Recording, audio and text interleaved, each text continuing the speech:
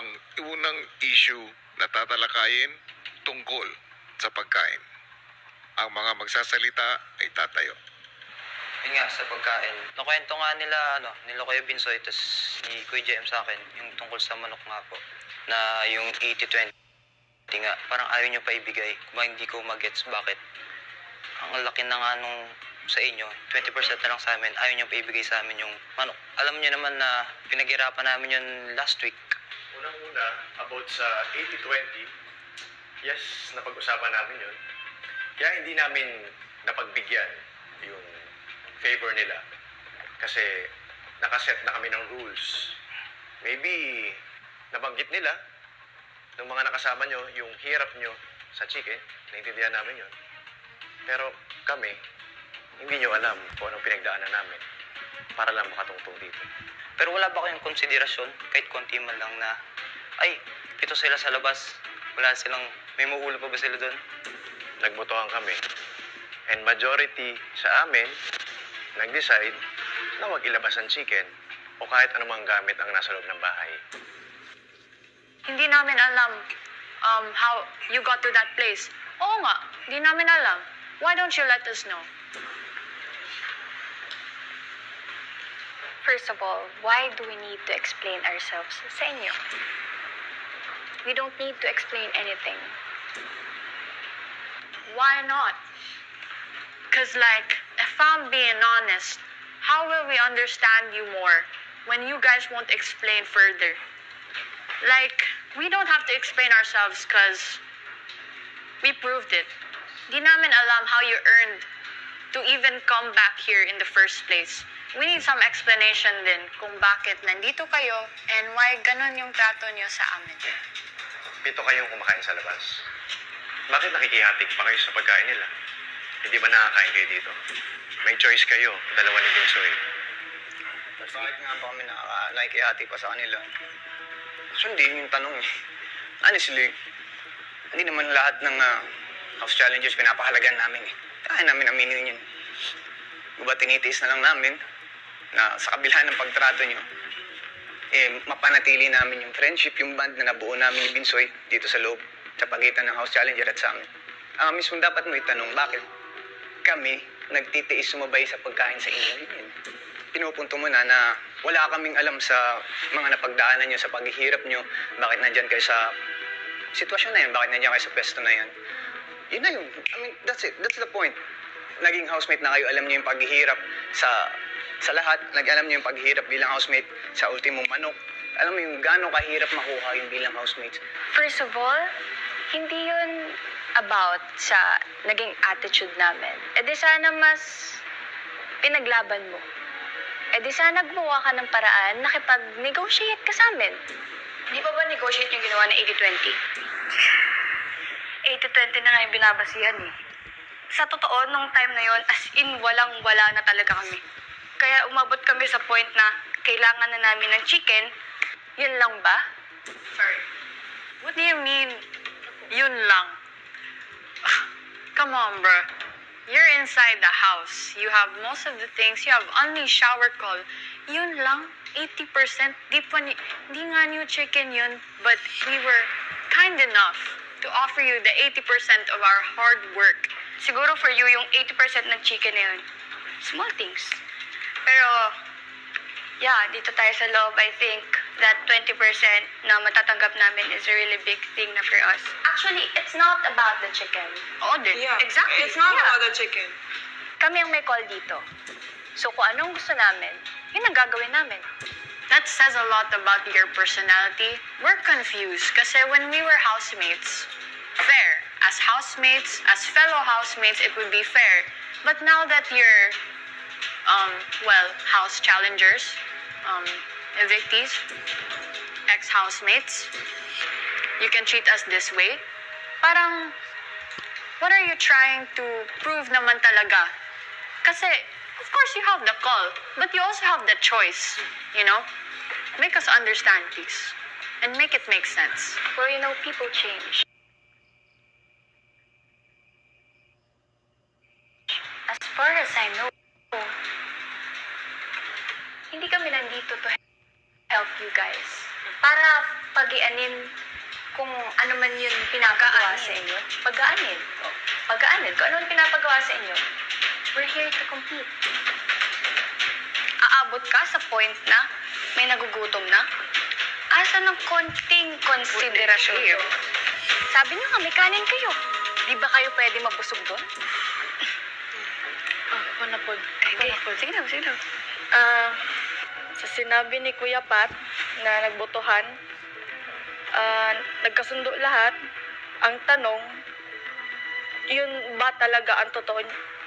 Umiiyak ako. Pag ganito ako, talagang nagagalit talaga ako.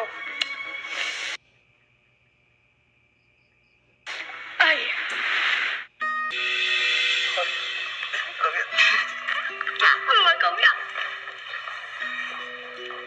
Yun talaga ang naging desisyon ng lahat. Kasi ang pagkakaalam ko, inulit-ulit pa nila JM na kung sure na ba talaga. Pero parang sa isa at dalawa lang nagdedepende ang tatlo sa paghati ng manok. Kasi hindi nyo talaga alam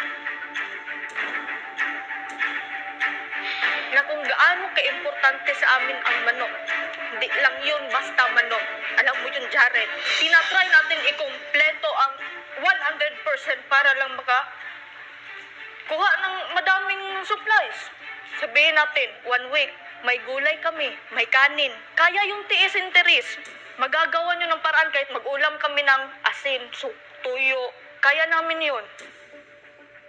Hindi kami magmamakaawa sa inyo para kunin lang ang buong manok. Kahit mag 20%, hindi kami magmamakaawa kung may kakainin pa kami sa labas. Tsaka at the first place, wala kayong manok dinala bago kayo pumasok dito. Ano ba yung kinain niyo, Pasti? Manok namin yung natira. Sa susunod na issue, Tungkol sa gamit, bakit parang yung mga gamit namin sa labas, pag ni-request nyo, kunin ka agad, basta-basta na lang ipasok dito. Pero pag kami ang nag-request dito sa loob, kung anong gusto naming gamit, hindi nyo mabigay. Because the rice cooker was brought into here, there was another consensus vote of that majority made that we should keep the rice cooker inside here. You guys said your world is your world, which is why we kept all the stuff here to avoid any problems coming our way, if that makes sense to you guys. Ano ba yun ginamit nyo the past few days? Di ba nakaluto naman kayo? Wala, ma'am. Kaya namin magluto yun nga. eh. Bakit? Ano bang sinasabi nyo? Bakit kailangan nyo ang rice cooker? Kung marunong kayo magluto ng kanin sa ibang gamit, bakit nyo kailangan ng rice cooker? Same question for you. Hindi din namin kasalanan na pinatulog kayo sa labas at inalisan kayo ng mga gamit. Toiletries. Hindi namin kasalanan na nakapasok dito yung rice cooker. Excuse me, Even hindi the nyo chicken. kasalanan? Bakit ba? Kung hindi kayo dumating doon, asan kami? Andito kami sa lobby, wala kami sa labas. Kung hindi dumating sa point na bumalik kayo dito, asan kami? Doon sa labas, ano kami, tanga? Kasalanan ba namin na pinabalik kami dito? For what? Sa spot? No way!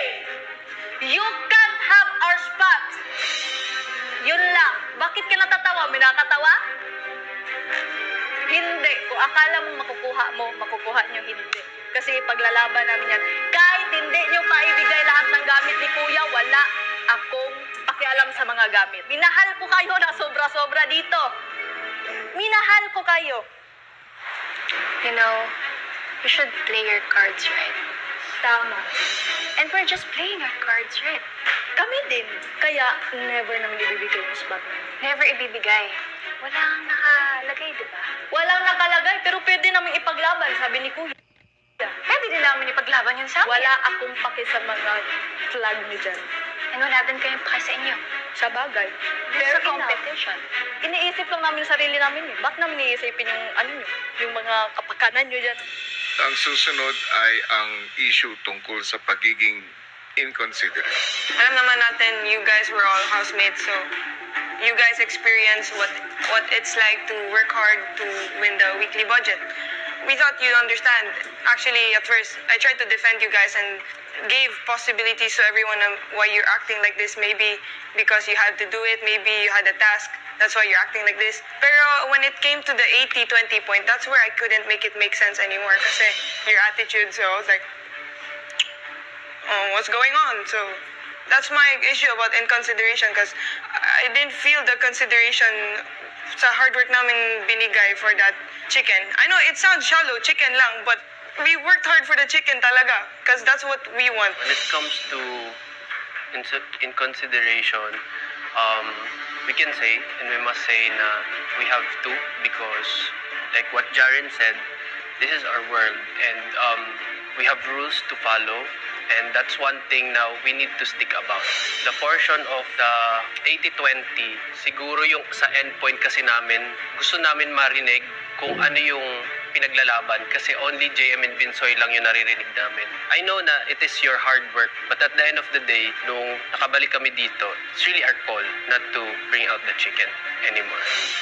When we were housemates, of course, we always fight for fairness and we are always fair to the people na kasama namin. What are we to you now? Malayo na sa topic. Balik tayo I ulit. don't think it's that far naman. No, it's not that far. Majority of being considered is because of the bond we've made. I knew you guys. I treated you guys more than a housemate. I remember